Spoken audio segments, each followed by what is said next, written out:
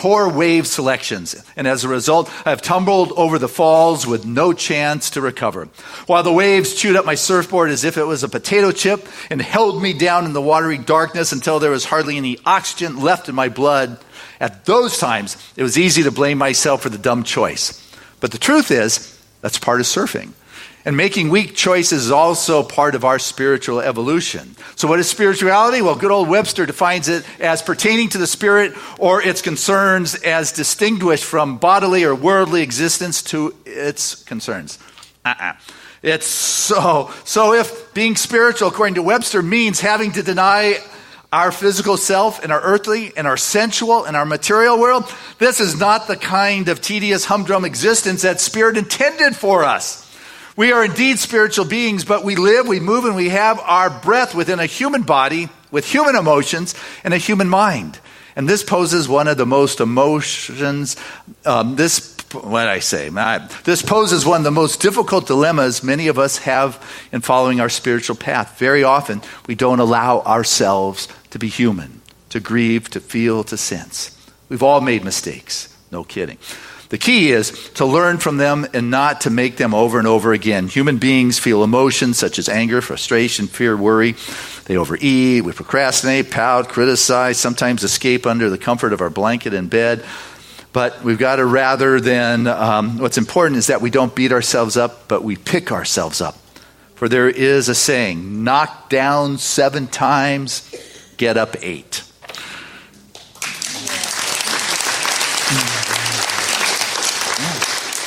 And so when you go down,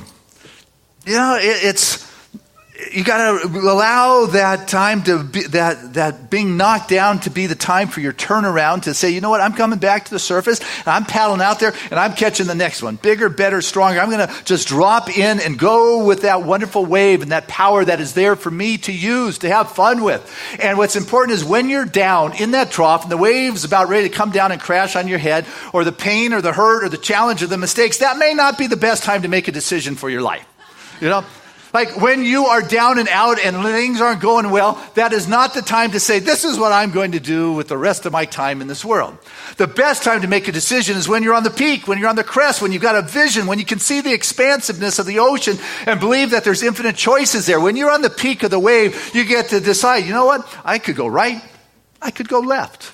Goofy-footed, regular-footed. I could go make a big bottom turn. I could tuck into the barrel. I could, hit the lip, do a floater, aerial. The choices are infinite. Well, the choices are infinite in our life if we don't feel that the world's going to come crashing down on us. And if we find ourselves in that moment, that's the time to dive down a little bit deeper. In surfing, it's called duck diving. You take the nose, and you put it down deep, and you let the wave and the mess go past you, and you come back up on the other side to go again and be ready to go and recognize, you know what? I can keep going. This is not the end of the world in my life. I can decide that there's another wave to ride. That's the thing. The waves, they just keep coming in this world. Remember the movie Endless Summer? A lot of us grew up with that. A couple guys chased waves around the planet. These 2 guys ended up in Africa on a place that had probably never been surfed before. And they just marveled. Imagine these perfect waves have been coming here for thousands and thousands of years. The universe is abundant. Spirit is abundant. And the way of increase is being grateful for what is showing up in your life. To be grateful for the greater good that is emerging in our life, in our world. And recognize that on this path to greater good, you might wipe out. There might be events that take place that are not filled with a great deal of excitement for you. But that too shall pass. If you're able to lift your spirit to a higher place. It's really, you've got this energy happening. You get to decide, this is horrible or this is okay. The experience is neither good nor bad, right? Shakespeare said, thinking makes it so. Gratitude helps you see greater possibilities that are there. And when you choose to ride the waves of life, there's a lot of energy. And you get to decide, like this week, our waterbed popped again. If you remember a while ago, I shared with you waterbed popped first time in 15 years. I patched it. Well, I guess you don't want to have your bike tires patched by me. So, it started leaking again. And so this time it's time to get a new mattress. It's not tough. It's just, it's just not fun. So you empty it. I call. They send in a new mattress. And I decide I'm going to let, things air out before I fill it with water. So I throw the mattress on the bed. I hit the wall switch. I turn off the heater. I take Trevor to school. Callie goes off to yoga. I come back an hour later, and I smell something burning. Oh, no, it's right. And it's toxic. And I run upstairs, and just the rubber of the waterbed is just melting on top of the heater that has burned through the liner, that has melted the frame and destroyed the box springs. And what had happened is the plug you put into the wall switch, well, over the 15 years, somewhere it got switched from the lower one that goes to the wall switch to the one that's on all the time. And it just toasted it. And so I've been sleeping on a waterbed literally for 45 straight years. I'm a Pisces. I like it, Callie's a fire sign. Not so much.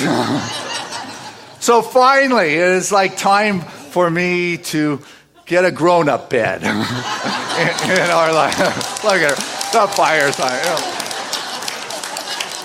So, that's the way it is. Now I know what to get her for her birthday, It's like, what are you going to do with what comes your way? The waves keep coming, the options keep coming, the treasures are always there. You get to decide. You got this energy that's kind of undefined, and you get to ride it, you get to go with it, you get to be filled with joy and appreciation. You can rise to the peak, to the crest, to a mountaintop view, as we talk about. There was a couple that went to New York, first time from England. And they had heard New York was kind of a tough city. It may not be the safest city, so they had some apprehension. But what was interesting is their host, the first thing that he did was he took him to the top, I don't know, maybe in the Empire State Building, but some tall building where there was an observatory kind of deck where they looked out upon the city. And it was one of those blue sky, Chamber of Commerce days in New York. The water was glistening, the boats were shining, the city was sparkling, and they just thought it was one of the most beautiful cities that they had seen. They spent a week there in absolute joy. When they left, it was like they said the friendliest people that they have ever experienced were going on right there.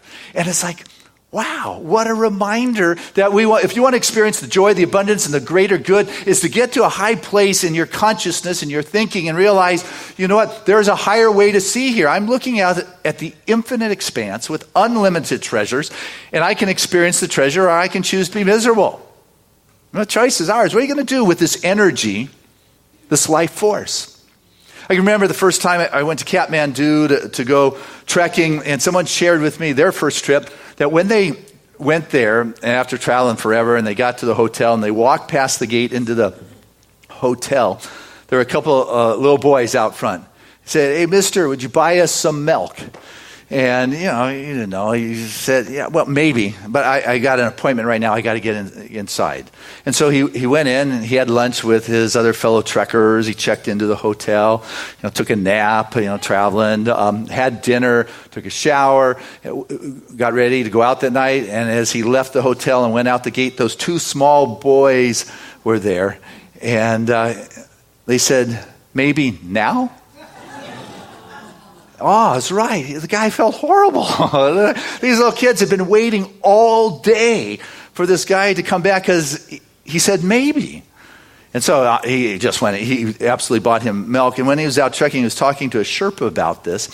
And the Sherpa said that if they ask you for milk, you can say yes, and you go buy them milk. Or you say no, and then they'll go ask somebody else. But when you say maybe to someone who doesn't have anything, you have built a hope in them, and they're going to stand there and wait for that possibility for a long, long time. And so you've got to make a decision and go with it. When you're surfing, there is no maybe when you're sitting on that peak. You're either dropping in or you're not. There's no just hanging out there. You get sucked over the falls, and it's not very pleasant. That potato chip thing, dark water, that's yours. You've got to either go or you don't go. In life, this energy is moving, and it's waiting to move through you. And the thing with gratitude, hey, I'm grateful to be here. I'm grateful to be in this particular place. What happens is all increase, all growth begins to take place from there. This gratitude for whatever is going on in our life, it's an important place to be, because gratitude is not reactionary. So often somebody gives you something, thank you very much. Yeah, thank you, God, as if God really needs our gratitude. The gratitude is for us, is for our heart and our opening. What gratitude is, it's a causative factor. It is a causative energy.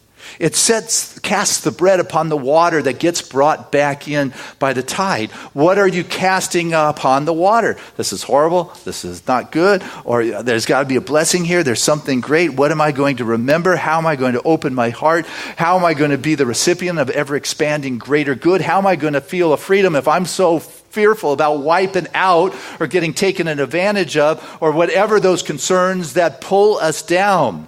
We've got to let go of that which we're holding on to, that anchor we had talked about. You're going to go deep, not because you're tied to an anchor, but because there's a treasure that is there that is waiting to come forward. And when things begin to unfold, I'm going to know what to do with it because my mind is filled with gratitude. Plato, 2,500 years ago, that was a while back.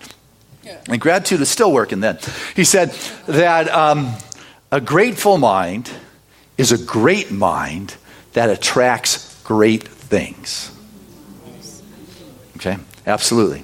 So, what are you going to do when you're left with a moment that may not have gone the way you had wanted? I read an article about, and that's probably, for last year or something, but it was a few days before Thanksgiving, and there's this man who passed out in the aisle of a grocery store.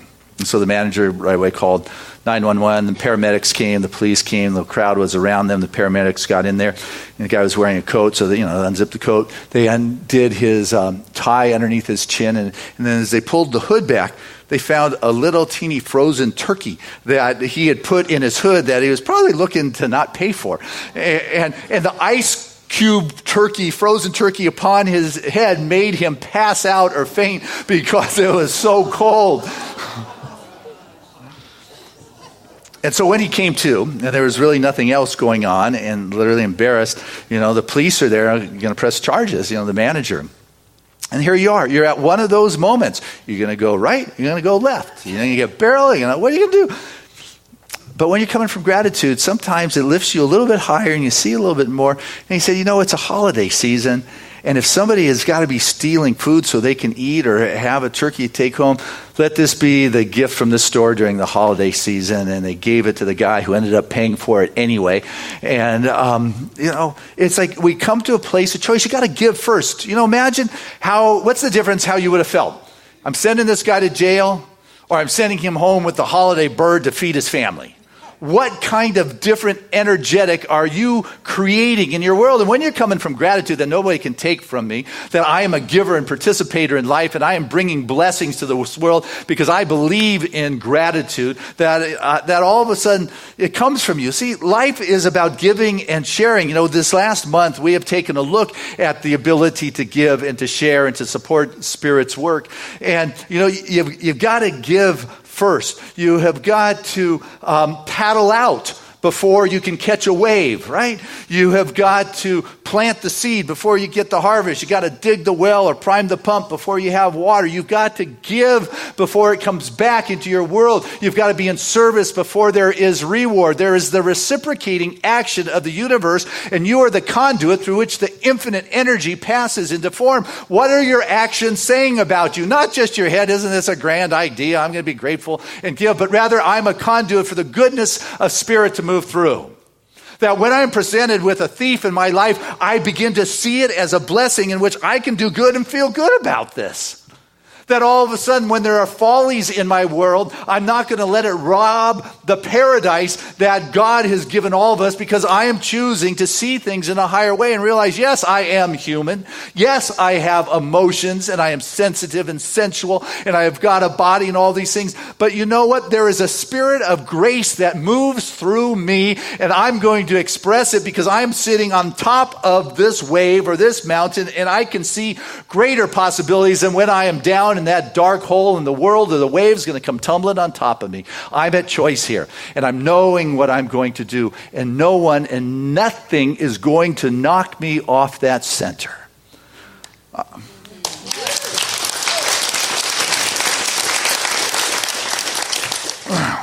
So, as gratitude, what it does is it just magnifies the joy. What gratitude does is it moves us into a place where we can feel more happiness and expression. You're acknowledging Spirit showing up in my life. And so it's important for us to see that good and those blessings. You've probably seen the bumper sticker saying, count your blessings, right? That's kind of a cliche.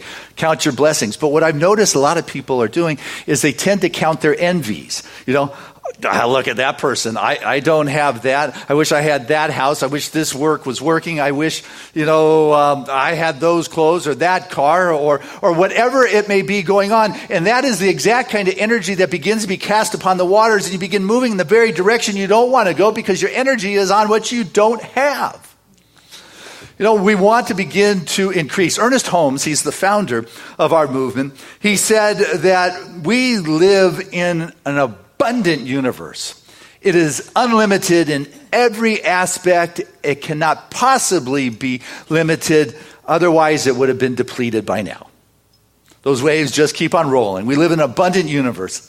Unlimited in every aspect. It is limitless, or it would have been depleted by now, or actually a long, long time ago. That's the universe we live in, an abundant universe. Am I able to know that and believe that and embrace that and come from that kind of place when I'm put in a place of question? Are we able to step forward into life and begin to trust and realize that it is a causative energy that I'm planting out there? It's an extension of Spirit, no matter what's going on. Now, I was pulling our surfboard off the wall here for our luau today. And the thing about gratitude is it just helps bring a sense of just wonderful memories. And I took it off the wall, and I couldn't help but remember, that's a surfboard I used to paddle out into the ocean, my mom's ashes. My dad's ashes. And what came to my mind was when all of us from Seaside came together that day to paddle my dad's ashes out at Cardiff. It was a foggy morning, and we all parked in the parking lot, and we had friends from Seaside, had friends from Hollywood. We had all sorts of people I didn't even think surfed, like a Jim Coleman in a wetsuit and a surfboard. Can you imagine that? Or Vince Aspermonte, or, Tim paddling out in the canoe, but we're sitting there in the parking lot and can just feel the love and the camaraderie, and not necessarily were a lot of words being spoken. But, there were hugs, and as we took the surfboards off the top of the cars, there's some friends I hadn't seen for years, and it was like, we've been together for forever. We're still close. And so my brother and I, we put our flower leis on our necks, and we led the pack, a couple dozen of us, out through the waves, through the turbulence, the unrest, if you would, just past the breakers and out a little bit further right off Cardiff. And you can see the crowds gathering on the beach, wondering what we were up to. And just naturally, everybody just kind of circled up into this big circle. And the stories, the sharing of memories from my dad and how grateful people were that he was in their life. And just the waves in which, this man came to this world. And for me, the memories of my dad teaching me about the beach. He was in Malibu in the 40s. He moved out here from Wisconsin. Those Midwesterns, they're coming west, they're going to the coast. Malibu in the 40s, too bad he didn't buy it,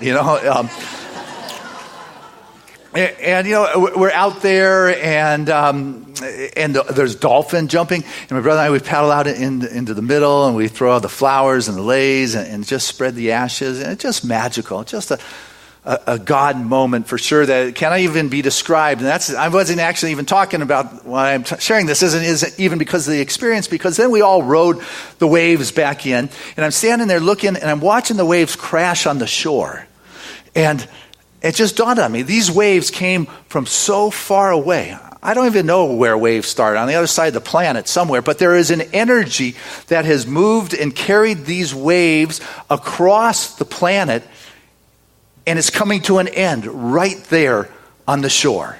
It's done. The wave crashes, it's over, and it goes back into the hole. Its journey is done. But the wave returns back into, it's now part of the whole ocean again.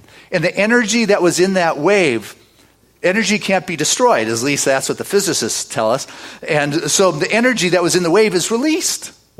Where it goes, I'm not really sure. But what I know is it's not in the wave anymore because the physical form is no longer there. But the energy cannot be to end. It is transformed and is alive and it is dynamic. And I am left with a sense of gratitude in this moment for my dad and the energy and the distance he traveled from who knows what universes or dimensions to come here. And the time ended and the wave returns back into the hole. And I'm just left with a sense of profound gratitude. The guy who taught me how to surf said, "Go, Christian, go. Drop in, push. You can do it. Stand up on stage and talk. Be a ham. The one who can, whatever memories that come are just beautiful. I'm left with a sense of gratitude in that very moment. Omar Khayyam, Persian poet, mathematician, astronomer, he said, "Be happy for this moment. For this moment is your life." It's like, wow, pretty simple. Just this moment, if I can be happy for this moment is my life.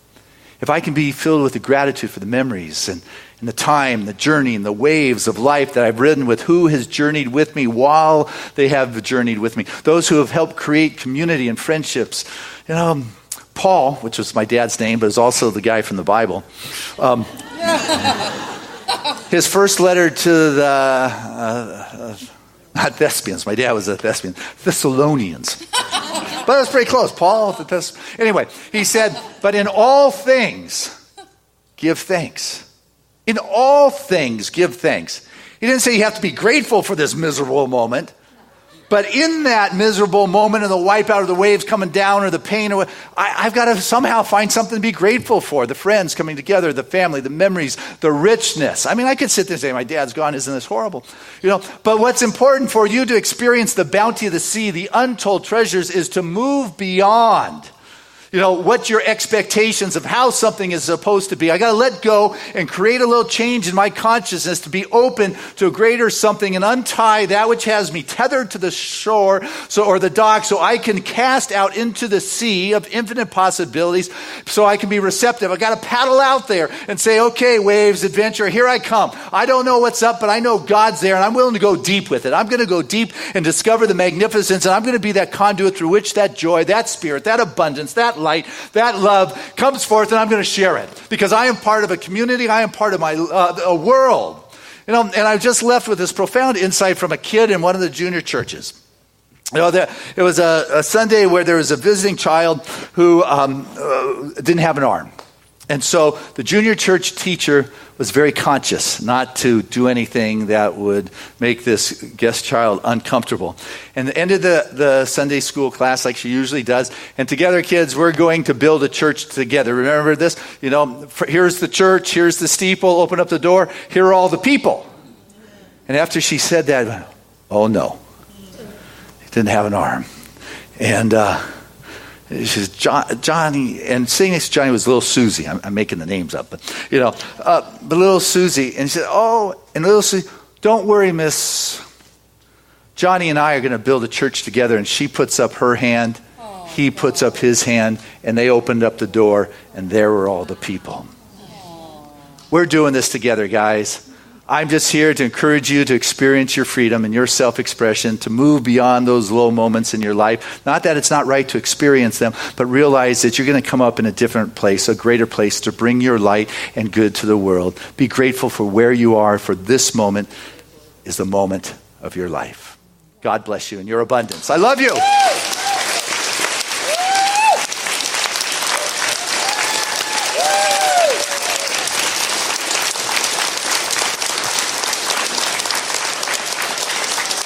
Hey, let's keep it going as we bring Mr. Carl Anthony back to our stage.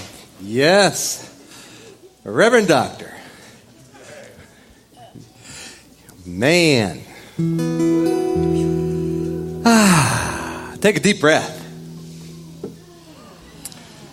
Would you like to hear a brand new song? Yes. Good answer.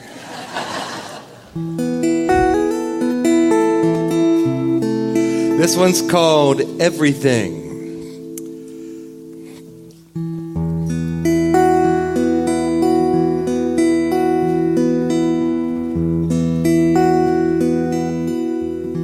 When you know love, you know everything. You see everything. When you know love, as you find peace, you found everything. Ready for anything. May you find peace.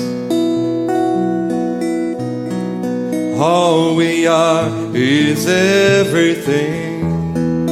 All we receive is what we bring. Walk through the door, you're welcomed in.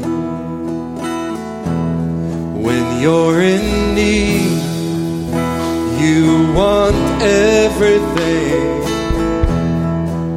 Do almost anything. When you're in need, you're not free. Freedom is everything. Escape is everything. Set yourself free and see everything above the mountains, everything below the sea. They tell me each and every part of the universe is part of me. Part of me.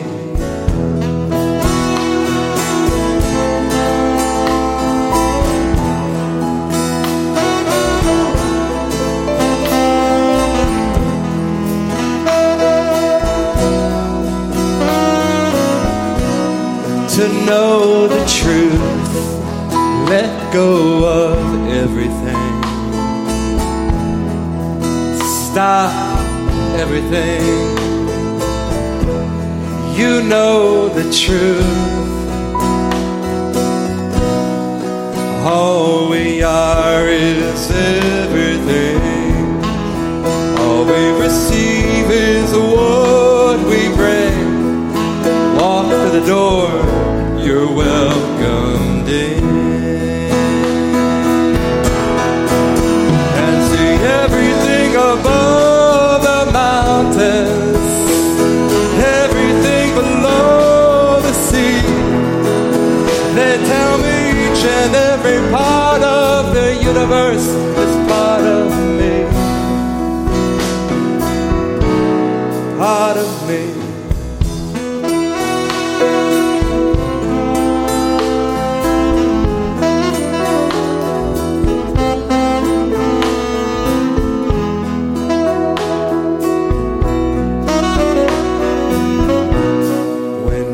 Know love, you know everything, everything.